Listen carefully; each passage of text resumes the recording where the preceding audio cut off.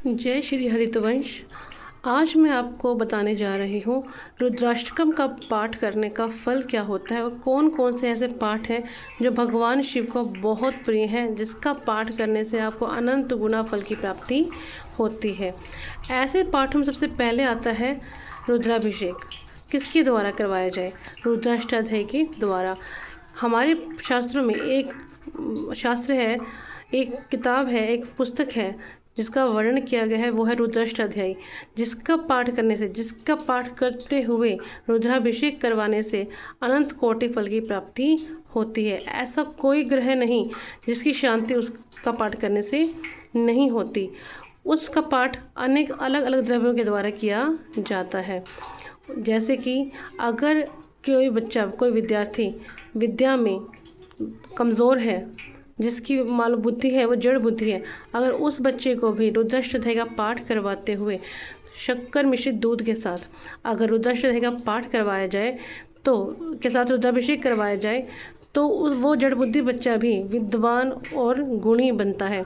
ऐसे ही कोई बच्चा बहुत ज़्यादा, कोई जातक है, कोई वृद्ध है, कोई जवान है, कोई भी अगर बहुत ज़्यादा बीमार रहता है तो ऐसे में रुद्राष्टाध्यायी का जो पाठ के द्वारा अभिषेक होता है वो कुशा मिश्रित जल के साथ होता है। कुशा क्या है? आप सभी को पता होगा। एक हम जब ग्रहण वगैरह होते हैं तो हमें दूबड़ा जिसको बोलते हैं, पानी वगैरह में और चीज़ों में डालते हैं ताकि उसके ऊपर ग्रहण का असर ना आए। उसी को ही दुर्वा कहते हैं।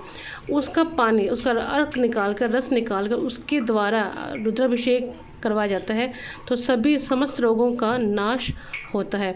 ऐसे अगर आप धन की प्राप्ति चाहते हैं तो गन्ने के रस का या फिर अनार के रस के साथ अभिषेक करवाने से, रुद्राष्टाध्यायी के साथ अगर आप अभिषेक करते हैं तो उससे अनंत कोटि लक्ष्मी की प्राप्ति आपको होती है। अगर आप भगवान शिव का सानिध्य चाहते हैं, मोक्ष चाहते हैं, तो कर्पूर के जल से या फिर आप गंगा जल से पाठ करवाएं तो उससे आपको मोक्ष की प्राप्ति होती है, भगवान शिव का सानिध्य प्राप्त होता है। हमें हमेशा मान लो जितने भी हमारे सावन का महीने आप देखें, पार्थिव शिवलिंग की पूजा भी होती है। पार्थिव शिवलिंग बनाकर उस पर भी अभिषेक किया जाता है, उससे भी अनंत कोटि फल की प्राप्ति होती है। इस प्रकार रुद्राष्टाध्यायी जो पुस्तक है उसके द्वारा हम शिव भगवान को प्रसन्न कर सकते हैं, उसका पाठ कर उसके द्वारा अभिषेक करवाकर। दूसरा है शिव मानस पूजा। फिर है शिव रुद्राष्टकम। शिव रुद्राष्टकम का पाठ करते हुए भी हम अभिषेक कर सकते हैं, उससे भी भगवान शिव प्रसन्न होते हैं।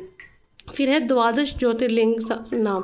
अगर हम भगवान शिव के द्वादश ज्योतिर्लिंग जो है उसका जो हम पाठ करते हैं उसके द्वारा भी भगवान शिव प्रसन्न होते हैं। आपने को द्वादश ज्योतिर्लिंग में एक बार सुना भी देती हूँ। सौराष्ट्र सोमनाथम च श्रीशैले मल्लिकार्जुनम उज्जैनम महाकालम ओंकारम मल्लेश्वरम प्रत्यावैद्यनाथं च डाकिनभिशंकरं सेतुबन्धे तु रामेशं नागेशं दरुकावने वाराणस्यां तु विश्वेशं त्र्यम्बकं गौतमी तटे हिमालये तु केदारं घुष्मेशं शिवालय एतानि ज्योतिर्लिंगानि साय प्रातः पठे नरः सप्तजन्म कृतं पापं समय विनश्यति। ओम सां सदाशिवाय, ओम सां सदाशिवाय, ओम सां सदाशिवाय। इस प्रकार हम द्वादश ज्योतिर्लिंग का जो स्तोत्र है उसका पाठ करके उसके नाम लेकर भी हम भगवान शिव को प्रसन्न कर सकते हैं। इस प्रकार भगवान शिव के अनेक ऐसे 5 वो स्तोत्र हैं जिनका पाठ करने से भगवान शिव की आराधना कर सकते हैं, उनका सानिध्य प्राप्त कर सकते हैं, उनकी प्राप्ति हो सकती है।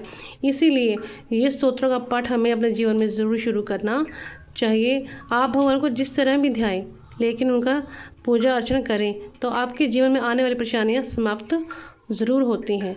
जय श्री हरितवंश, जय श्री राधे।